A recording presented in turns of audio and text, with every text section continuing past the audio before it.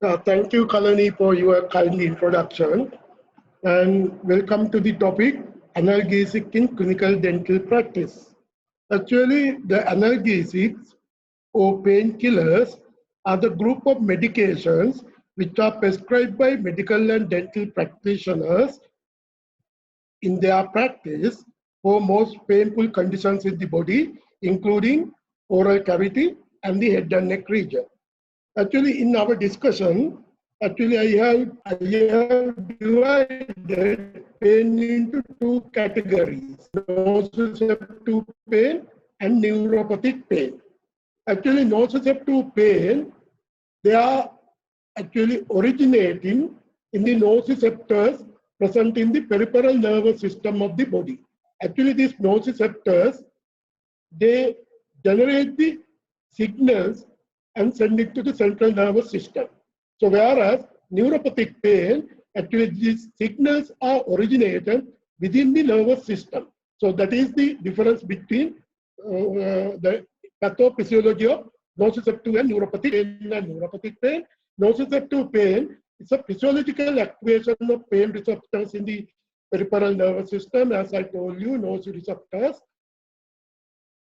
But neuropathic, as I described you earlier, it is caused by lesion or dysfunction of the somatosensory system of the nociceptive pathway. So this is mechanism is natural physiological transduction. This is impulses generation, and the site. So nociceptive pain is felt at the site of injury, and it can be referred to the other areas of the body. Whereas neuropathic pain, which is confined to the area which is innervated by that particular nerve or the division of the neuron. So quality of pain, actually nociceptive pain will be best described by the patient with lot of terminologies. They are very they are very good at description of their pain. In neuropathic pain, it is other way around. It's not really localized, and they can't really describe their pain, but what they feel about their sensation. So treatment-wise, nociceptive pain, there's a good response with conventional analgesia. But whereas neuropathic pain, sorry for that, pain is to the normal conventional analgesic, response is very poor or moderate, and they are very well respond to antidepressants and anti-epileptics. Although I have divided into two categories, sometimes these two types can be coexisting. Good example is pain in chronic cancer patients. So this is the physiological step of pain pathway, nociceptive pain pathway. It has 4 steps, namely transduction, transmission, modulation, and perception. So transduction, or in transduction, what happened is these peripheral receptors actually get stimulated by physical, chemical, and other stimuli. So that stimuli will be converted to the electric current or a signal by these inducers. So these inducers are nociceptors. The current actually later on transmitted through the peripheral nerve to the spinal cord. At the spinal cord, there will be positive and negative responses acting on that, and the response will be modulated. Later on, it will be transmitted to the sensory cortex, where it is perceived by the patient and interpreted as different type of pain. So in the concept of pain control, one need to understand the site of action of different analgesics. So when you consider this nociceptive pathway, you can see different analgesics are acting on different sites. For example, NSAID drugs, they mainly act on the mechanism of formation of biochemical stimuli at the site of injury. Then local anesthetic agents actually can interfere with the transmission of nerve impulses into the central nervous system. Here, they are centrally acting drugs, mainly in the spinal cord and the brain. Actually, under that category, opioids are the main drugs which can be used as analgesic with central impaired actions of painkilling. So without wasting much of your time, I'll hand over the speech to my co-speaker, Dr. Sulekha Vithanage. She will take you through different analgesics which can act in different parts of the nociceptive system. So over to you, Sulekha. Thank you, sir. There are various methods of pain management, and there are pharmacological methods. Basically, that includes analgesics, and there are non-pharmacological methods as well, such as physiotherapy and psychotherapies.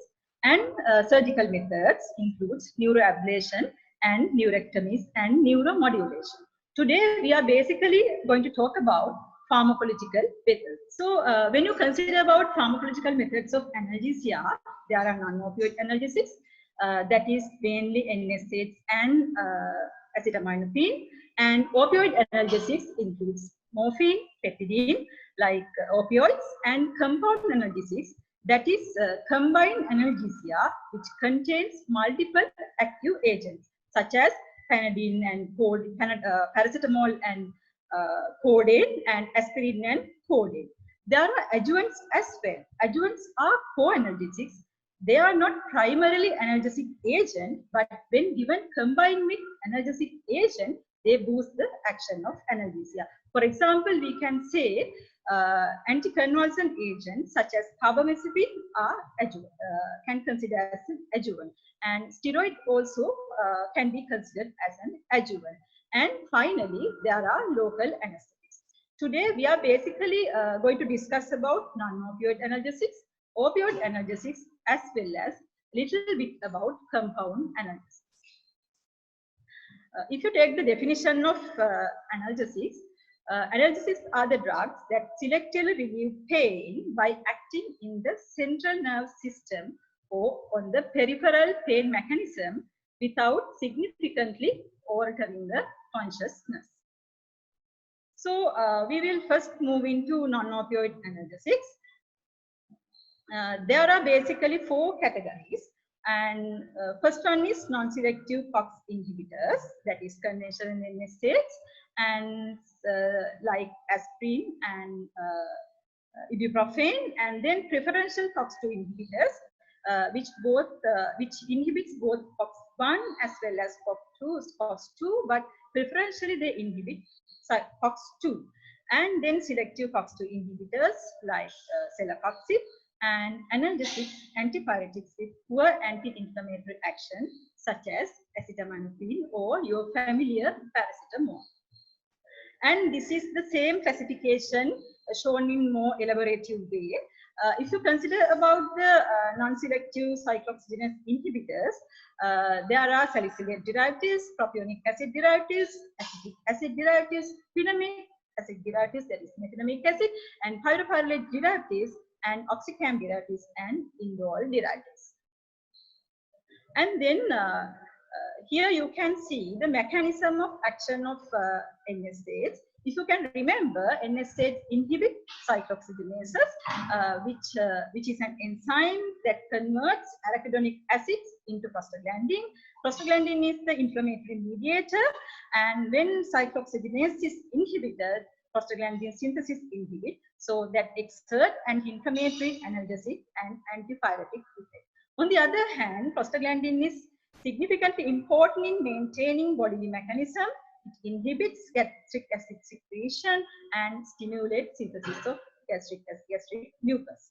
So with the inhibition of prostaglandin, this gastroprotective effect gets impaired, causing epigastric distress, ulceration, and hemorrhage.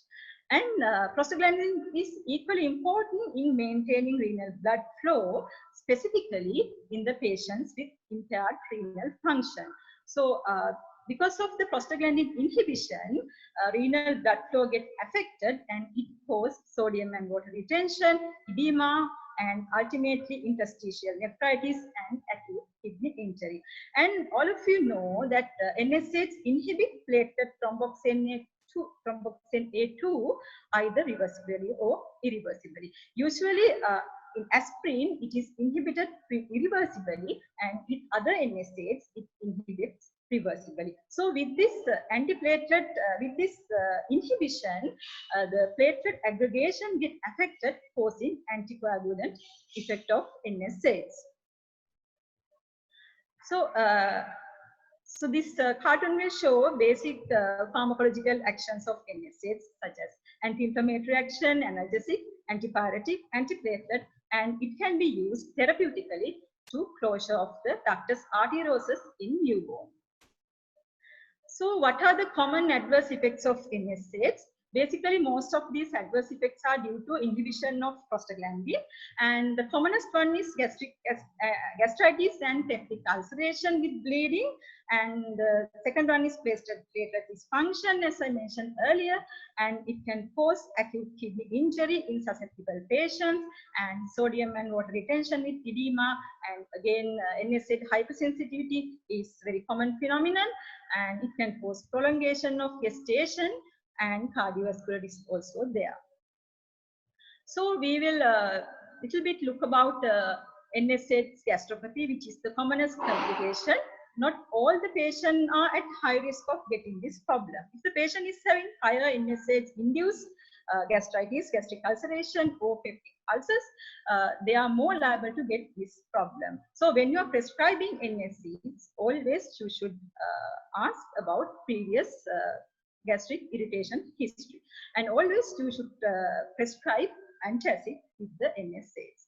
And with high doses or frequent use of NSAIDs, they can develop NSAIDs-induced gastropathy. And with advanced ages, their gastric mucosa is altered and more liable to get injuries, so they are also at high risk of getting gastric NSAIDs-induced gastropathy. And if the patient is on anticoagulation, if they get peptic ulceration, they can have fatal bleeding.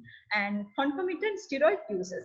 All of you know that steroid is a drug with high gastric irritation potency. So if you give this with NSAIDs, he or she can get severe gastric irritation. And in addition to that, if the patient is in major illnesses or ischemic heart disease and alcohol consumption and even smoking can cause high risk of getting gastric ulceration and erosions. So this slide will show how the acute kidney injury occurs in susceptible patients with NSAIDs. So you can see prostaglandin is important in maintaining dilatation of afferent arteriole. With the inhibition of prostaglandin, afferent arteriole get constricted and cause reduced glomerular filtration rate. So you should be very careful when prescribing NSAIDs in susceptible patients, and better try to avoid in all situations. And this is very, very important. Actually, NSAIDs are contraindicated in pregnancy, specifically in third trimester, because it can cause premature closure of ductus arteriosus. If you can remember, ductus arteriosus is a blood vessel connecting the pulmonary artery and descending aorta, allowing the blood to pass high resistant pulmonary vessels. This is essential for normal fetal development, and this duct normally closes spontaneously after birth.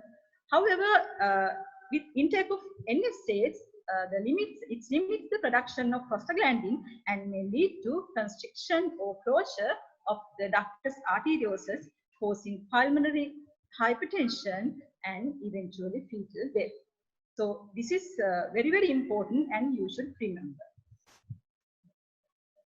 So this is another common scenario, NSAIDs hypersensitivity, that can present as skin type, respiratory type, and as true anaphylaxis. Skin type can present as pruritus, flushing, urticaria, angioedema, and respiratory type can present as cough, bronchial asthma, respiratory distress, and true anaphylaxis is life-threatening emergency. So then we will move into individual NSAIDs, salicylates. It includes methyl salicylate, sodium salicylate, and acetyl salicylic acid, that is aspirin. Aspirin is one of the oldest analgesic and anti-inflammatory drug. Although in Sri Lanka we rarely use post-operative management, most of the countries they still use aspirin, even for post-operative management of third molar surgeries. And these are the preparations. There are tablets, standard tablets, enteric coated one, and there are aspirin suppositories with quick action and topical application as well as intravenous preparations. And if you consider about the pharmacological action, there's a local action. It has keratolytic, antiseptic, and fungistatic action. Because of that, aspirin is used as mouthwashes, gargles, specifically to manage radiation-induced mucositis, as well as a gargle. In ENT management, they used to treat sore throats, and it can cause local irritation. Not only due to the prostaglandin inhibition, locally it can cause gastric ulceration if you ingest the tablet. And aspirin burn, which is very common to you, actually nowadays it is we hardly see that. Patient keep the aspirin tablet on the buccal mucosa to relieve the dental pain, and with the local irritation, as you see above picture, patient can get the buccal mucosal lesion. And action of the aspirin basically depend on the dose. Smaller doses cause analgesic action, and larger doses cause anti-inflammatory action. And this graph will show how the effect of aspirin changes with the dose. Smallest dose cause antiplatelet effect and gradually increase as analgesic effect and anti-inflammatory effect. Higher doses cause more side effects like shock, coma, respiratory failure, and ultimately death. And these are the side effects of aspirin. With this formula, you can easily remember. It can cause asthma worsening and salicylate intolerance, peptic ulceration, as I mentioned earlier, and Graves syndrome, more importantly, and idiosyncrasy, which is unexpected, undose related, and individualized drug reaction, and tinnitus. And again, it is contraindicated in G6PD deficiency and relatively contraindicated in elderly and as hepatic and renal impairment, as well as hemophilia and other coagulopathies.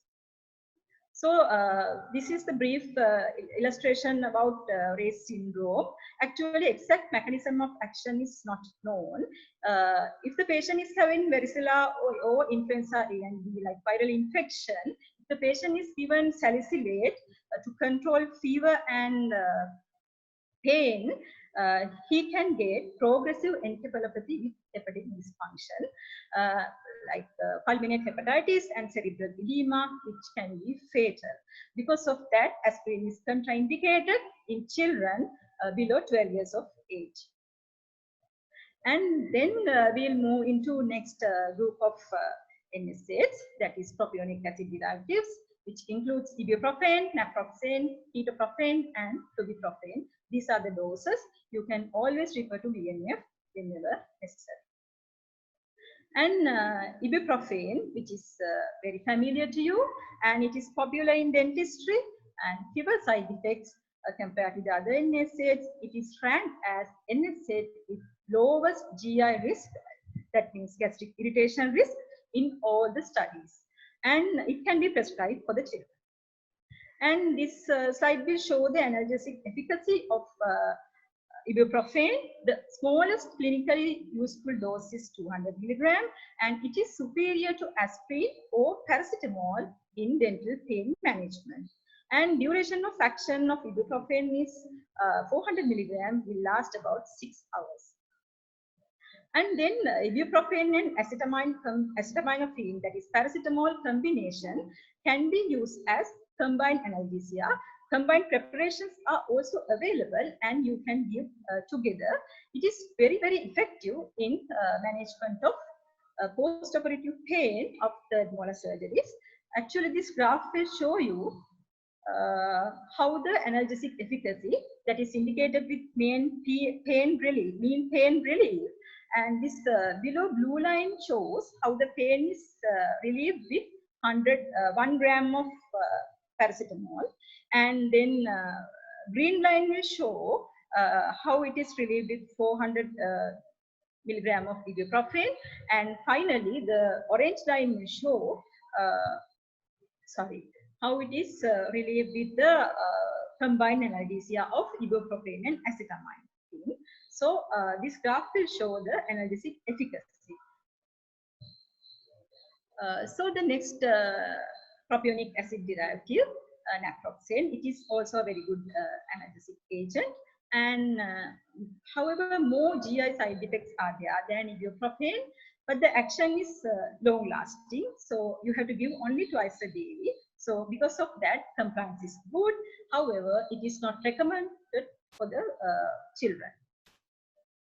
And then next one, mefenamic acid, anthraquinonic acid derivatives. It is again very familiar to you. It can be used to manage post-operative pain, mild to moderate pain, and it is good for menorrhagia and dysmenorrhea. There are combined preparations such as mefenamic acid with tranexamic acid and with paracetamol and dicyclomine to treat colicky pain. And adverse effects are minimum. Diarrhea is the commonest adverse effect. And then aryl acetic acid derivatives, diclofenac sodium, which is again familiar to you, and it has very mild adverse effects, only gastric irritation and nausea and vomiting. It can be prescribed for children. It accumulates in the synovial fluid. Because of that, it can be used in management of pain and inflammation in rheumatic diseases and post-operative and post-traumatic inflammatory conditions as well. So when it compared to the diclofenac with aceclofenac is again very effective drug with high analgesic efficacy as well as low side effects. So then these are the preparations of diclofenac sodium. There are oral preparations with gastroprophylaxis therapies and combined preparations with misoprostol and omeprazole. And there are deep intramuscular preparations, intravenous preparations, suppositories, and topical applications. So when you are prescribing deep intramuscular injections, although the onset of action is quicker, but you have to be very careful. If you should follow proper injection techniques, and trainers should administer that. Otherwise, it can cause muscular injuries. So, is there any difference between diclofenac potassium versus diclofenac sodium? Actually, only difference is potassium one is more soluble and get absorbed quickly. Therefore, it start its analgesic action quicker. So the onset of action is quicker with diclofenac potassium. So then oxycam derivatives, piroxicam, it is again can be administered once a day. So the compliance is good with that drug. It is also can be administered to manage post-operative dental pain. So indole derivatives, indomethacin is rarely used in dentistry. It is very potent anti-inflammatory drug. It is used in medical closure of patent ductless arteriosus, and higher incidence of adverse effects are there. Although it's not routinely used in dentistry, it is the drug of choice for paroxysmal hemicrania. And then we will move into next group, cyclooxygenase 2 inhibitors. Are there any advantages of COX-2 inhibitors over COX-1 inhibitors? Actually, yes, because there are less gastric ulceration and gastric bleeding tendency again low with COX-2 inhibitors. However, as advantage, as a disadvantage, there is increased cardiovascular mortality because COX-2 inhibitors inhibits endothelial prostaglandin production without effect of platelet thromboxane A2 synthesis. And again, nephrotoxicity also there. And then preferential COX-2 inhibitors, nimesulide this one, and others are meloxicam and ibumetone, and they are well tolerated by aspirin-sensitive asthmatic patients and better gastric tolerability. However, they should be avoided in extremes of age. Then selective HOX2 inhibitors, celecoxib, proficoxib, and valpacoxib. They are very good analgesics with less gastric irritation. However, should be cautious when prescribing patients with risk of, who are having risk of ischemic events, because they have prothrombotic effect, as I mentioned earlier, and therefore higher incidence of cardiovascular events.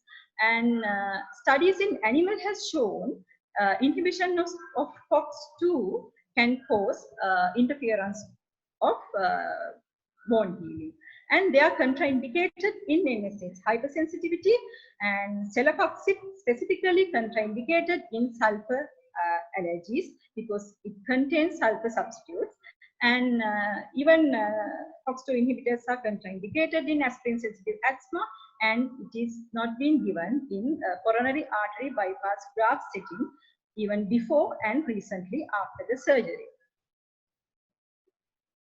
The next group, which is very familiar to you, paracetamol, that is the most commonly used over-the-counter analgesic, and very good antipyretic and analgesic property, and can be given to all ages. And oral dose onset of action is 1 hour after the injection, and analgesic effect will last for about 5 hours.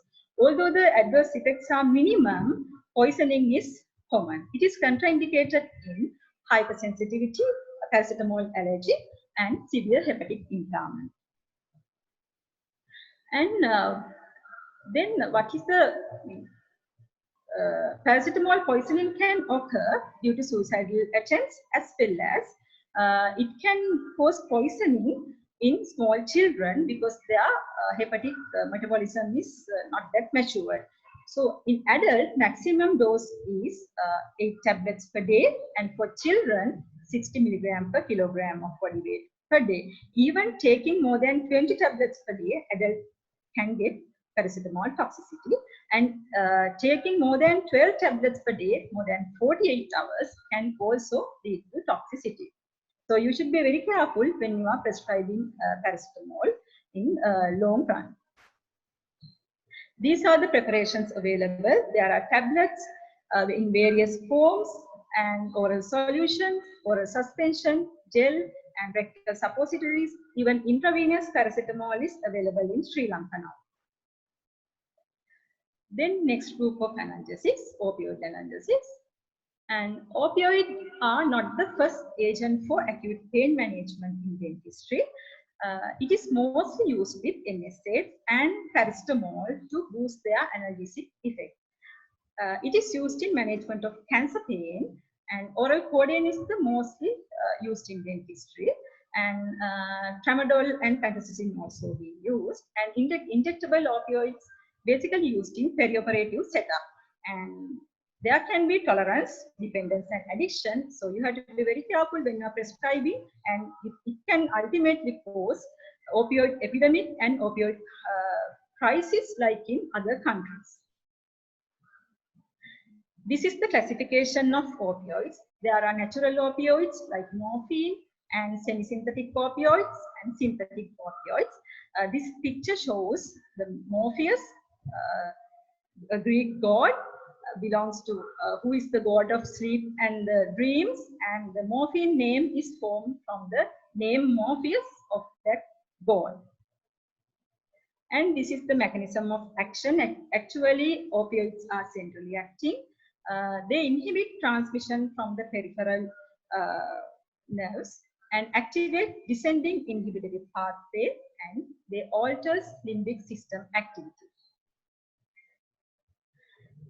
Then we will move into morphine. It is very strong analgesic. It relieves visceral pain better than somatic pain. The degree of analgesia increases with the dose. In contrast to NSAIDs that have ceiling effect, morphine analgesic effect can increase when you increase the dose. But in NSAID, that is different because of ceiling effect.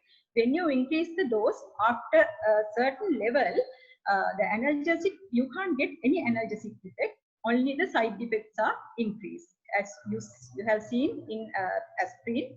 when the dose is increasing, side effects get increased without increasing the analgesia. And so not only the analgesic effect, this morphine is associated with relief of pain as well as anxiety, fear, and autonomic effects also get relief. And these are the effects of morphine: analgesic effect, sedation, and it can cause mood changes, causing euphoria. That is the reason for morphine addiction. And it can suppress the respiratory center, ox center, and temperature regulatory center. Due to the action of smooth muscle, morphine can cause vasodilatation, bradycardia, and constipation, urinary retention, bronchospasm, and nausea and vomiting as well. This slide will show the side effects and contraindications of morphine.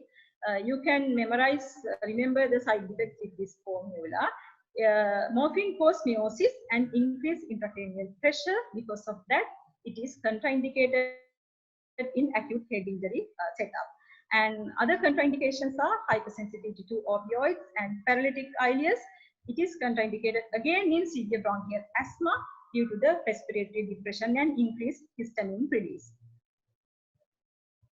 These are the doses and available forms. Morphine is available as oral tablets from 10 to 100 milligram, and oral solution, suppositories, and there are parenteral solution. Starting dose is 0.1 milligram per kilogram.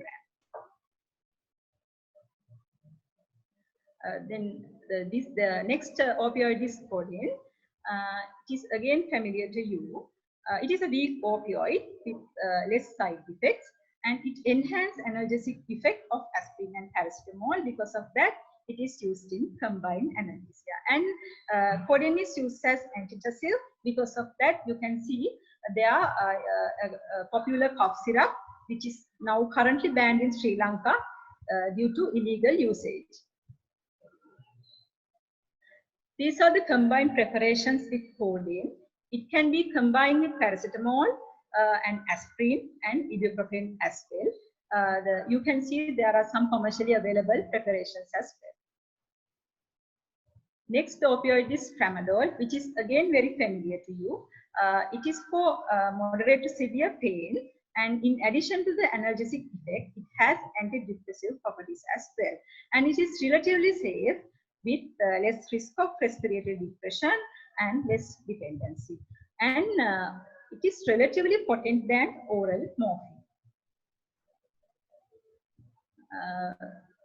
The commonest adverse effect of tramadol is nausea and vomiting. When you are prescribing tramadol, you should always add antiemetic with that. Commonly we use domperidone. With domperidone, you can get unexpected reaction, which is called as oculogyric crisis.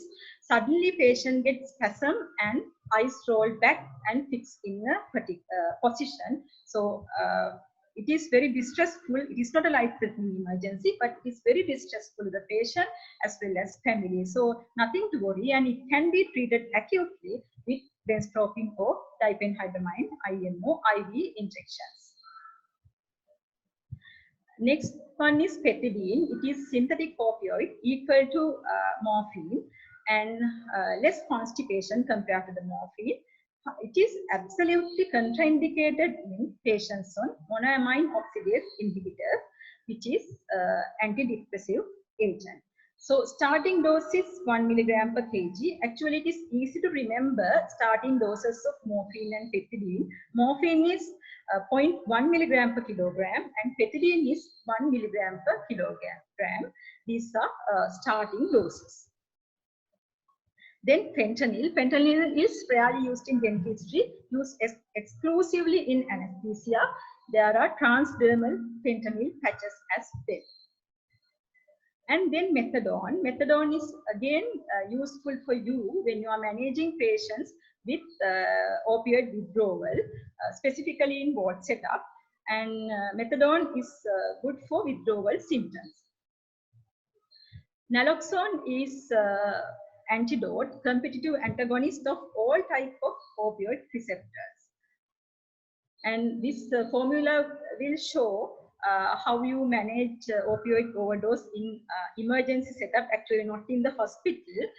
You can stimulate the patient by waking the patient and call for the medical help, maintain the airway, and you can give rescue breathing if possible, and evaluate an intramuscular injection of naloxone, and then evaluate and support. But this is not the way that you have to manage in the hospital setup. In hospital, you have to go for manage like emergency management from airway, breathing, and circulation. And meantime, you can give naloxone injection. And then we'll move into important pain management strategies.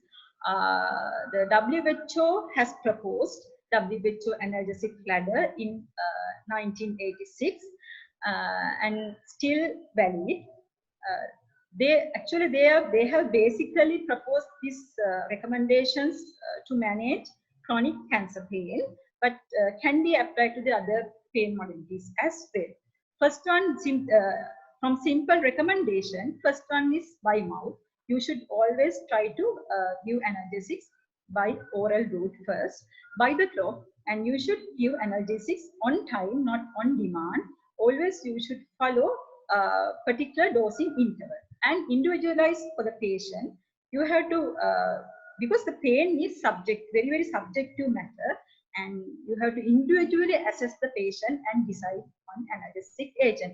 And attention to the details, all the medical history and patient's personal details, patient necessary details, as well as you should educate the patient and the family regarding proper dosing interval and duration of the pain management.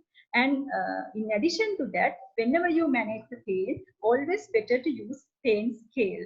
Here you can see visual analog scale, and it is very useful in management of specifically chronic pain. More importantly, if the patient says that he has pain, it is important to believe him. And this is the WHO analgesic ladder, and analgesics are increased depending on the severity of the pain. You can start with non-opioid, with or without adjuvant, and can increase to opioid analgesics depending on the severity of the pain. And this is again very interesting pain management, post-operative pain management strategy, a multimodal approach. That is, we give simultaneously multiple analgesics which act on various sites, either central and peripheral. So it reduces pain and it leads to minimizing the analgesic drug dose. This is another interesting management strategy, and patient control analgesia.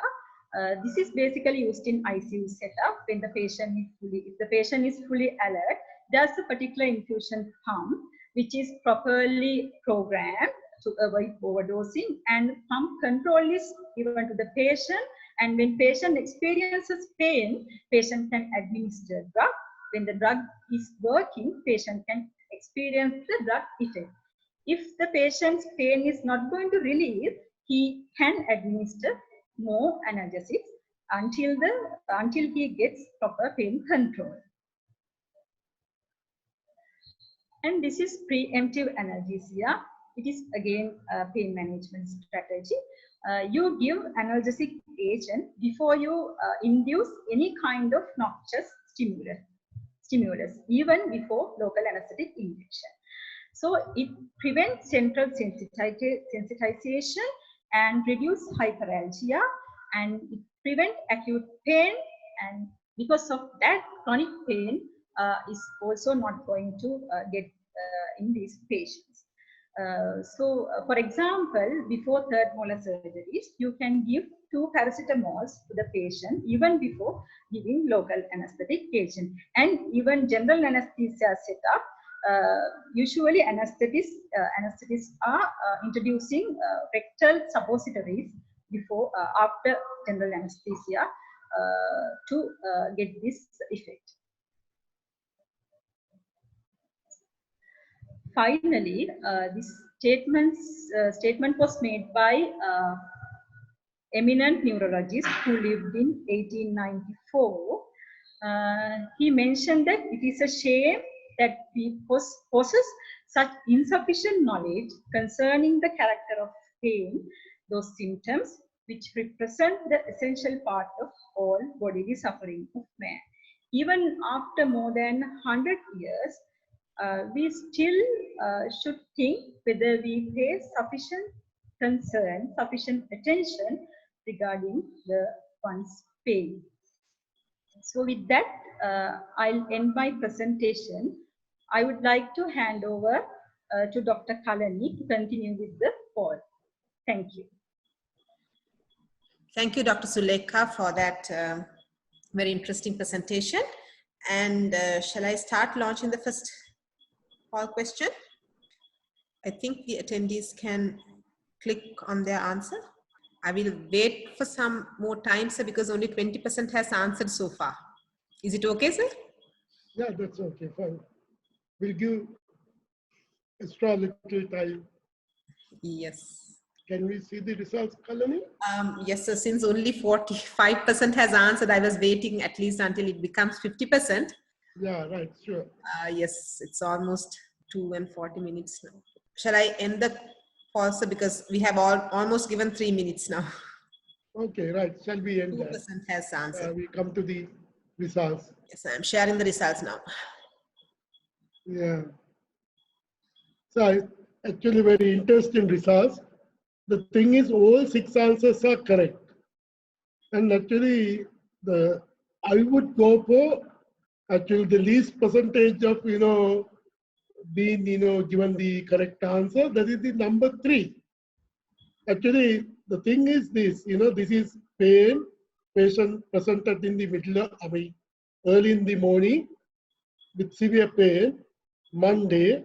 Actually, the main thing is to remove the pulp or the stimuli. So till then you need to control the pain. So all these answers are correct, but lignocaine and bupivacaine, local anesthetic injections are the best choice because lignocaine will act very quickly and bupivacaine, that anesthetic keep that, numbness longer time till say 8 o'clock or 10 a.m. in the morning, where all other, people come and, do the adjuvant procedure to relieve the pain. So lignocaine and diclofenac suppository is also correct. Even bupivacaine, actually lignocaine act very quickly. Bupivacaine actually takes long time to act. Therefore, I think number 2 choice would be the second answer. My choice, the correct answers, but the best preparation would be the number 3. Shall we move to the other one? Yes, sure, sir. How's the situation, Kalani? Yes, so now we have about 60% of them has answered. Shall I end it because Yeah. few more seconds and end it. I'm ending the poll now and sharing the results, sir. Right. I think majority has got the message very correctly and they have given the correct answer to the combination of number 2 and 3. So of course NSAIDs are, not considered in the renal, pathology when in stage of diabetic nephropathy. So NSAID is better to be avoided. And you need for multimodal anesthesia to control postoperative pain. So the only option available is acetaminophen plus opioid derivatives. So that is the answer for 2 and 3. So I think 32% have got correct. Over to you, Kalani. Okay, thank you very much, sir. So now in order to continue with the rest of the presentation, I would like to invite Professor Ruwan Govinda Jayasinghe, and over to you, sir. Thank you, Kalani. As a time is factor, I will try to finish it as quickly as possible. Dr. Karunatilaka, when he gave his introduction, he mentioned that I will be talking to you on neuropathic pain. But when you look at this slide, I have modified the topic a little because the neuropathic pain is a type of chronic pain. And most of the treatment that we use in the management of neuropathic pain is used in other chronic pain conditions as well. So that is why I will be highlighting both at the same time. Chronic orofacial pain is a very common problem in the dental clinic. They are a heterogeneous group of disorders that cause ongoing pain in the head and face region. There are different names and classifications used to describe the chronic orofacial pain. And mostly, the chronic orofacial pain includes musculoskeletal pain, especially the temporomandibular disorders, neuropathic pain, neurovascular pain, including the various types of headache, including migraine, and psychogenic pain. Management of chronic pain differs significantly from the acute pain. Management of acute pain is relatively easy compared to the chronic pain. Both these types, acute and chronic pain, has both sensory discriminative or nociceptive and psychological components, and that will affect the patient's overall perception of pain. Chronic pain frequently has a significant effects on the psychological component. So therefore, the patient's ability to do the day-to-day work and cope with the daily pain that the patient is suffering from. And because of that, the depression, anxiety are very common. And that will affect the pain perception. Therefore, use of psychotropic medication is very common in the management of chronic pain. There are different types of medications, classes of medication that can be used as analgesics for the management of chronic orofacial pain. And they include antidepressants, especially the tricyclic antidepressants, selective serotonin norepinephrine reuptake inhibitors, non-steroidal anti-inflammatory agents, and the opioids. Vasuleka has mentioned all the features about those, and anti-epileptic drugs, especially for the neuropathic and neurovascular pain. So we'll start with the antidepressants. The word says antidepressants because these drugs are very commonly used to treat depression. We have to remember the depression and chronic pain are very much linked. There's a descending pain modulation pathways release serotonin and norepinephrine to suppress the pain transmission. A person who is depressed has a dysfunctional serotonin or norepinephrine system and pain modulation pathways. So that is why we can use antidepressants in the management of pain as well as in the depression. Patients who are having chronic pain are prone to get the depression because they are having a daily continuous pain burden. And the people, when they are suffering from the pain, every day, every time, it will affect their psychology, so they will end up with having depression. And it is very difficult or even impossible to differentiate pain from the depression. And it is not necessary for us to separate these two components because basically they are one and the same. When we manage, we have to include both these components, not just one. Not all antidepressants have analgesic characteristics, and the analgesic effects are independent from the antidepressant effect. Tricyclic antidepressants are the ones that we very commonly use as a drug to manage the people who are having chronic pain, including the neuropathic pain. The dose that of this tricyclic antidepressants for analgesia is well below the therapeutic doses for the depression. And on the other hand, the analgesic effects of these tricyclic antidepressants starts much sooner than for the depression. There are different types of tricyclic antidepressants. Secondary amines are preferred due to the fewer side effects. And the most important side effects of tricyclic antidepressants are the sedation, dry mouth, and orthostatic hypotension, and they are less with the secondary amines. And if the patient is having a poor sleep or bruxism, then a tertiary amine like amitriptyline is preferred because that can overcome the poor sleep as well as the bruxism. Tricyclic antidepressants are very much useful in the management of chronic pain, including the musculoskeletal pain, neuropathic pain, vascular pain like migraine, and tension type headaches. Then we have the selective serotonin norepinephrine reuptake inhibitors, and these newer groups are used increasingly for the chronic pain, especially for the management of neuropathic pain. Then we have the selective serotonin reuptake inhibitors. They do not have the analgesic properties like the selective serotonin norepinephrine reuptake inhibitors, but they are useful in treating the depression component of the chronic pain patients.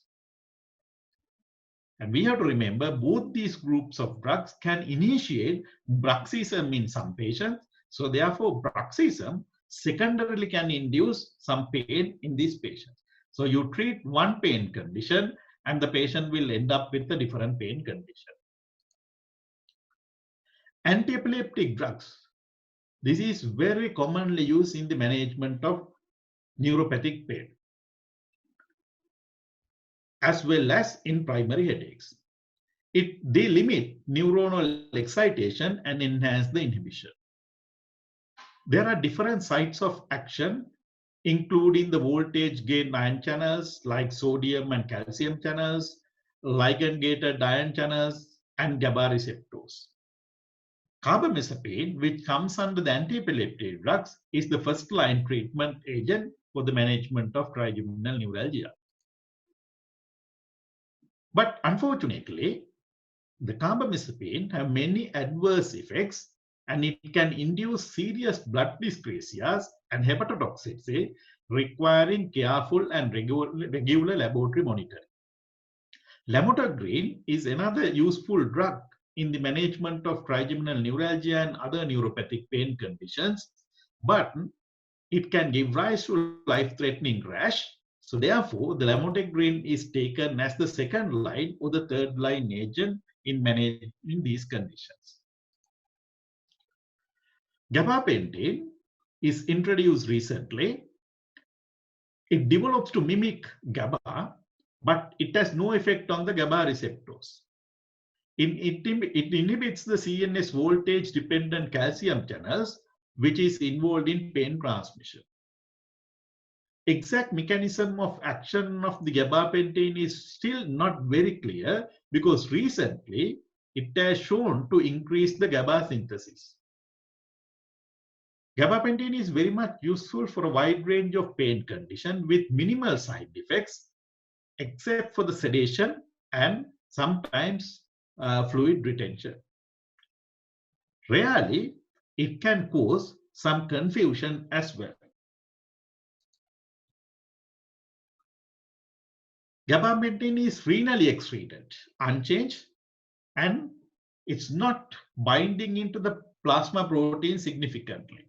So therefore, it is a very prescriber-friendly drug.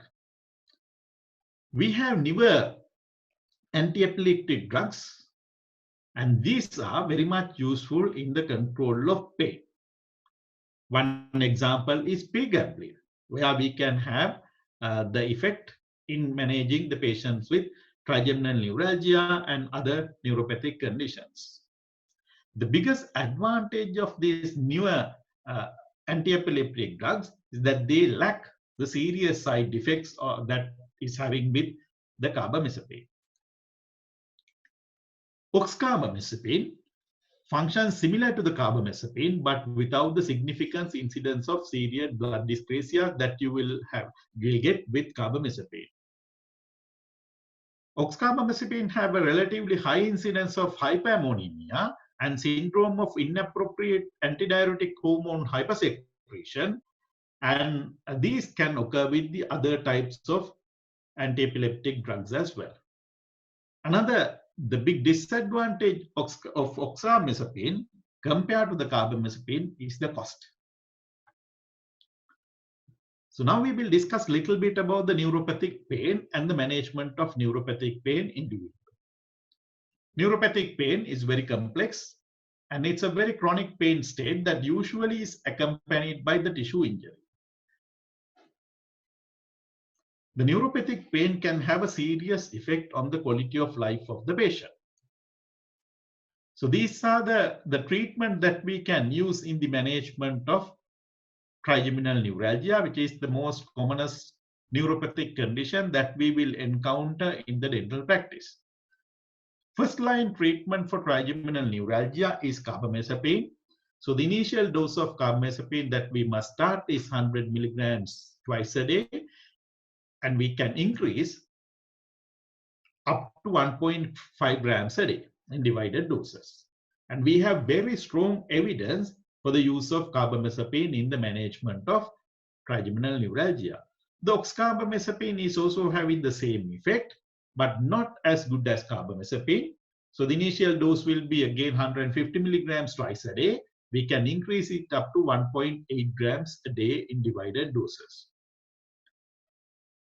When we are managing a patient with trigeminal neuralgia, the best option will be to have a monotherapy. Use one drug, single drug, start with the carbamazepine, increase the carbamazepine up to the maximum dose or until the patient cannot tolerate it. And if the patient is not in a position to tolerate it due to side effects, then we have to consider the second line treatment either alone or in combination of the carbamazepine. Second line treatment include the lamotrigine, baclofen, and gabapentin. All these are showing the level B evidence. So it tells us whenever possible, we can start together with, we have to start with the carbamazepine. In addition to that, we have the third line treatment, including the phenytoin sodium, sodium valproate, amitriptyline, and clonazepam. So this slide shows you the important side effects of various drugs, common ones as well as the uncommon side effects. Carbamazepine can give rise to many side effects, and the initial period, the sedation, dizziness, and drowsiness, they are the biggest problem that the patient is going to encounter, and most of the people develops it. Fortunately, these effects are time dependent, dose dependent. So therefore, if you start with a smaller dose, the effects will be less. And after a while, the patient will get adapted to this. So therefore, these side effects will be very much minimal. In addition to that, these can give rise to serious blood dyscrasias, and that can cause elevation of the hepatic enzymes and hyponatremia. So if you are managing the patient with carbamazepine, it is very important for us to do regular full blood counts, serum electrolytes, as well as hepatic enzymes liver function tests to identify these problems until it's too late. Another big problem with the carbamazepine is the allergic reaction. So these allergic reactions can be very serious as well. And if the patient is allergic to carbamazepine, the chances of the patient getting allergy to oxcarbamazepine is also very high.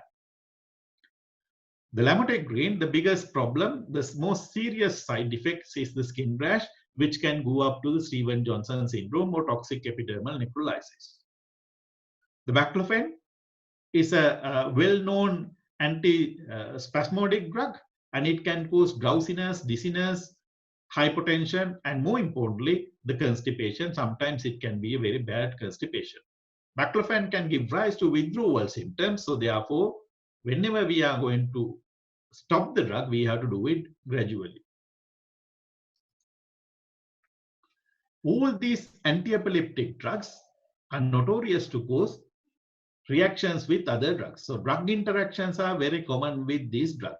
For example, if you are using the carbamazepine together with the phenytoin sodium, there can be an interaction between the two. So therefore, the effectiveness of carbamazepine as well as phenytoin sodium will be reduced.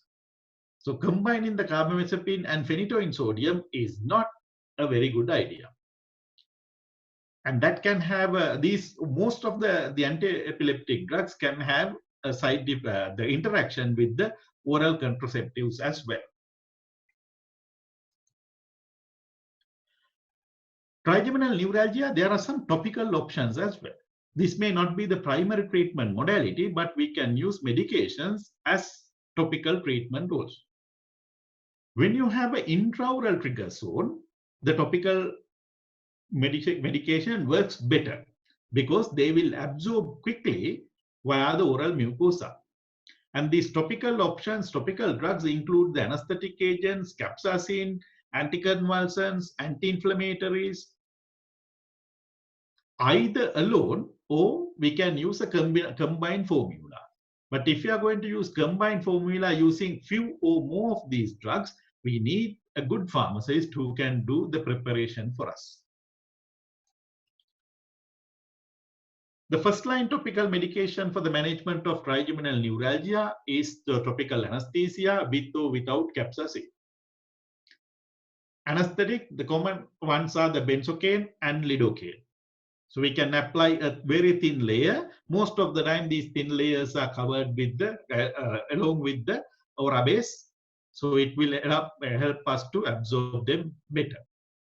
This has to be repeated 4 to 6 times a day.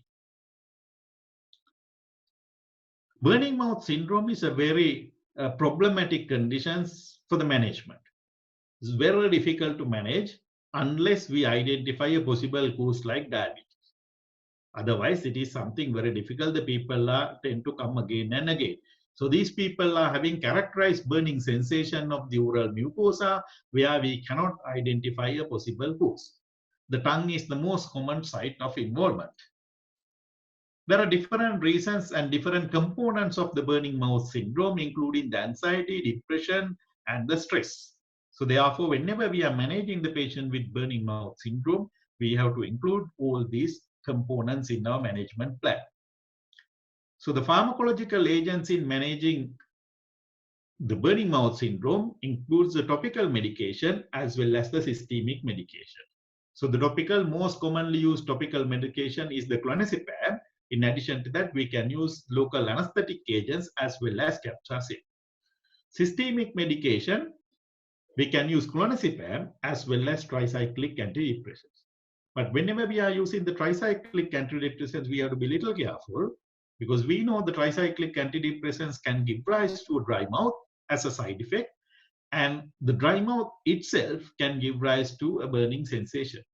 So therefore, you may be able to manage the patient's original burning mouth syndrome, but the patient may end up with a secondary burning sensation due to the dry mouth induced by the tricyclic antidepressant. As I mentioned earlier, clonazepam can be used as a topical agent for the burning mouth syndrome, where the simple way you take the clonazepam tablet, divide it into 2, dissolve in water, and ask the patient to rinse the mouth for 3 minutes and throw it out. This can be repeated 3 times a day. Managing the chronic orofacial pain is not easy. And we have to remember the medical treatment is only one treatment option for the management of chronic orofacial pain. So it is always combined management, not just a single approach, which we have to remember. The drugs can do a lot, but sometimes, especially when it comes to the chronic pain condition, the neuropathic pain conditions, we cannot achieve our target, that is controlling the pain with the drugs only. Thank you very much. Right. Thank you very much, sir, for managing the time really well. And we have a few questions in line. Can I have the videos of all the panelists switched on, please? Right. So the first question says, it's from an anonymous attendee. When you say that the analgesic effect of NSAIDs is not increased with the dose increase, does this mean that increasing the dose is futile? That means of no use if the patient is not responding. So I think something about this was mentioned with Dr. Sulekha's presentation. So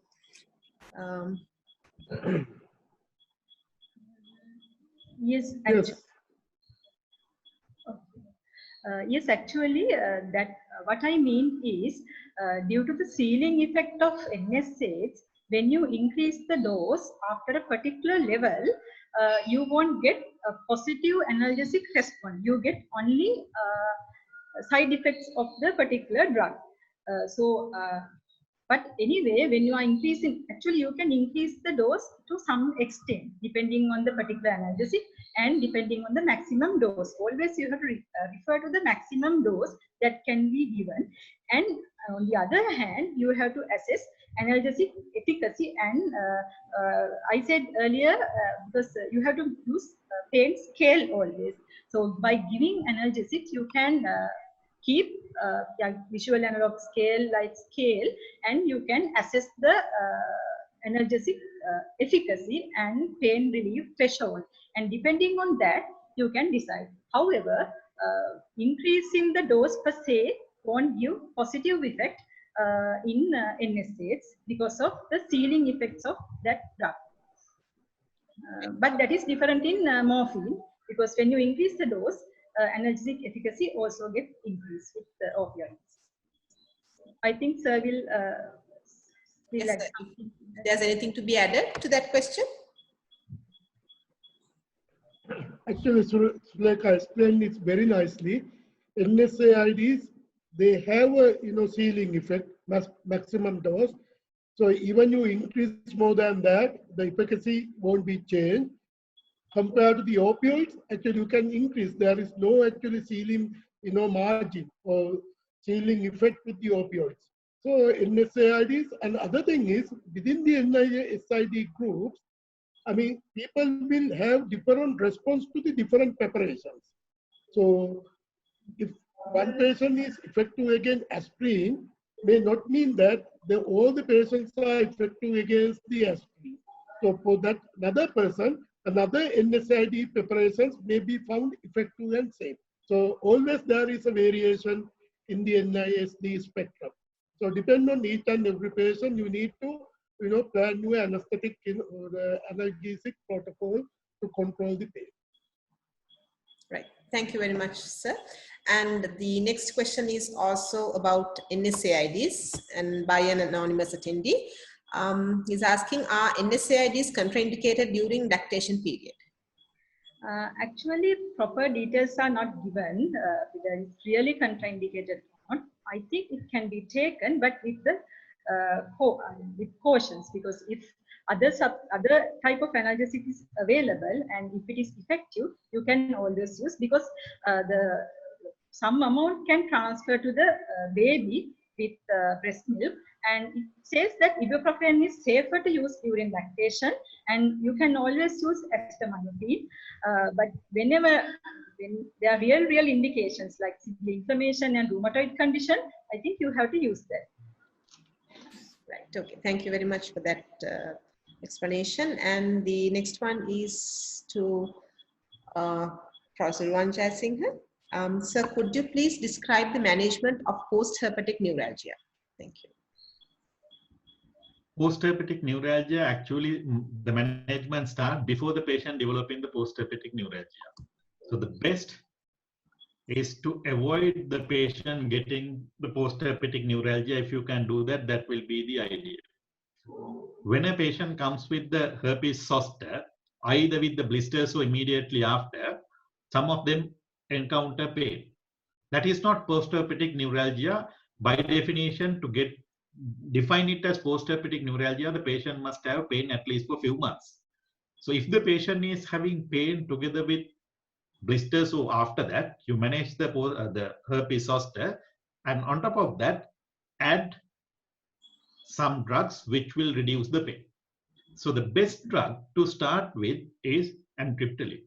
Tricyclic antidepressants have been shown to affect very much in controlling the person getting into the post-herpetic neuralgia. So therefore, you can start either 25 milligrams nocte, or if the patient is having higher pain, you can go for 25 milligrams twice a day and see whether the patient is getting a response. And if there is no response, then you have to add another anti-epileptic drug like gabapentin or the carbamazepine to control the pain. Control the pain as quickly as possible. So that is the best method of management. Once the pain is established, once the patient gets the chronic, the post-herpetic neuralgia, it is something very difficult to manage. The management is like trigeminal neuralgia, where we have to go for anti-epileptic treatment as well as a topical treatment like capsaicin. Capsaicin has been shown to be very effective, apply over the areas where the blisters has been, but that itself can give rise to some burning sensation. Right. Thank you very much, sir. And the next question is again about NSAIDs, which is going to be a quick question. What is a safe dose of diclofenac sodium for children? that is by Dr. Gayani Navaratna. Yes, actually it is 1 milligram per kilogram of body weight oral. If the patient is from 1 year to 12 years, you can give in that formula. If the patient is more than 12 years, you can follow the adult dosage like 25 milligram and 50 milligram. And one thing to add that lactation and NSAIDs use, actually if the NSAID is not contraindicated in pediatric usages, you can always use in lactation as well. Because diclofenac sodium you can use during lactation and ibuprofen, yes, but better avoid indomethacin like analgesic, and aspirin high doses again better to avoid in early breastfeeding phases, because in early because aspirin is contraindicated in infants, and when the baby is matured enough, you can use NSAIDs during breastfeeding. Right. Thank you very much for that explanation. And another question to answer by an anonymous attendee. Thank you very much for the excellent presentation, sir. And my question is, would you go for oxcarbazepine or carbamazepine as the initial treatment in trigeminal neuralgia? Thank you, sir.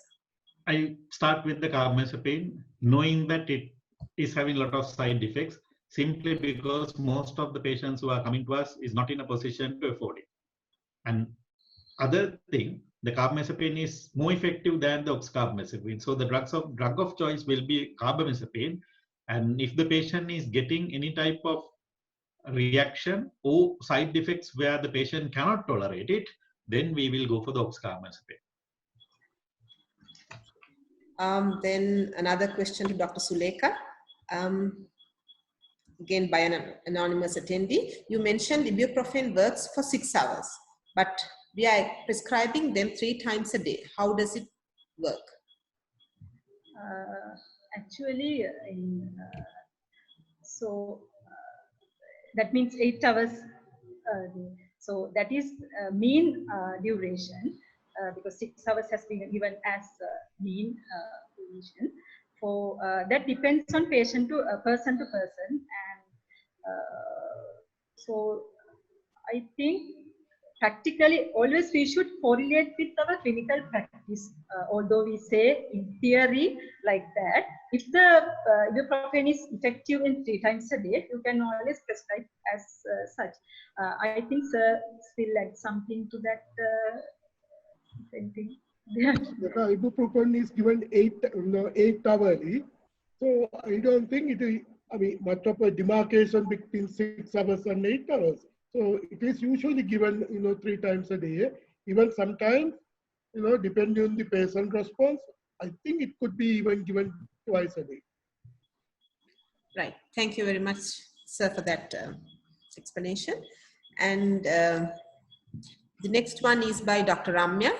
She is asking, please advise on choice of analgesics during COVID-19 pandemic regarding effect on symptoms in patients with COVID-19 infection. So would Ruan sir wants to go first, and then we'll add with the others.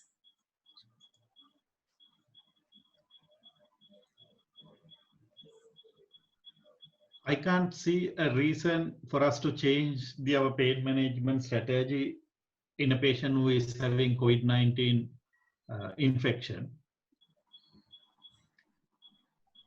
So your pain management, to my knowledge, is as same as with the other patient, like any other situation. Anything to add, Karunatillaka? I don't think so. I mean, it is just a pandemic and it's a viral infection. So far, there is no contraindications, found, for, using of, non-analgesic in these patients.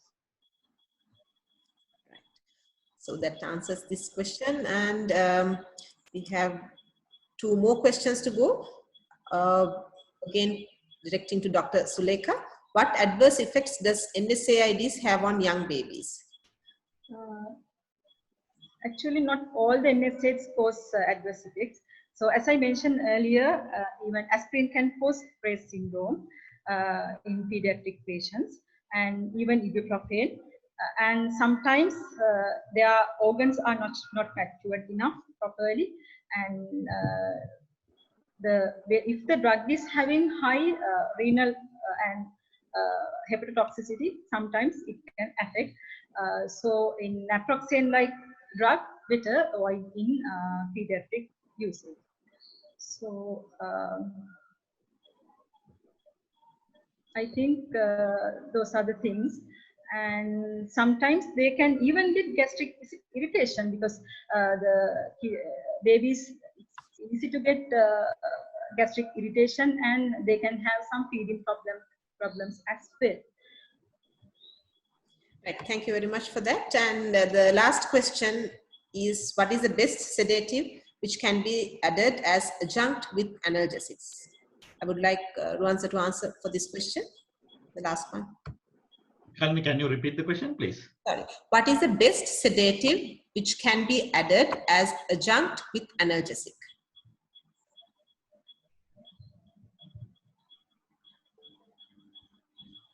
I didn't follow the question. Sedative?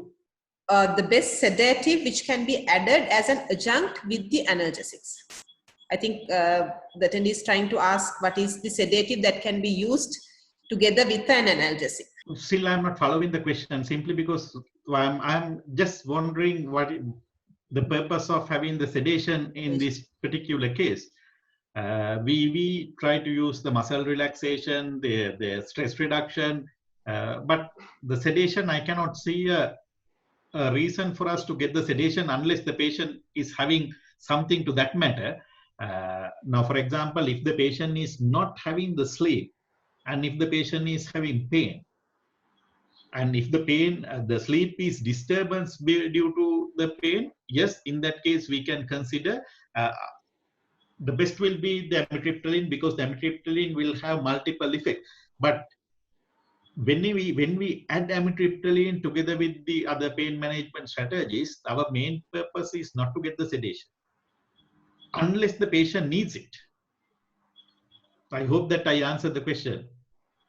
Yes, sir. Is there anything to be added, sir? Karunatilaka, sir? I totally agree with Professor Ruanja Singh. Actually, those are two different, symptoms. But as Professor Ruanja Singh said, because of severe pain, patient may fall, unable to sleep. So in those situations, you may have to think about, something like benzodiazepams. Commonly used one is the diazepam, but which has, hangover effects on the following day. So then now there are better preparations like dormicum and other things that can be added if sleep is disturbed due to pain. Otherwise, it is not the primary, line of drugs, which is, to be used in control of pain. Right. Thank you very much, sir. And that was the last question that was there. So with that, we will be concluding today's session. And I would like to take this opportunity to thank all the participants and all the resource persons who were there with us throughout the series of these webinars, and especially on Sunday evenings to make it a very fruitful event. So thank you very much, and hope to see you all soon with another series of webinars. Thank you.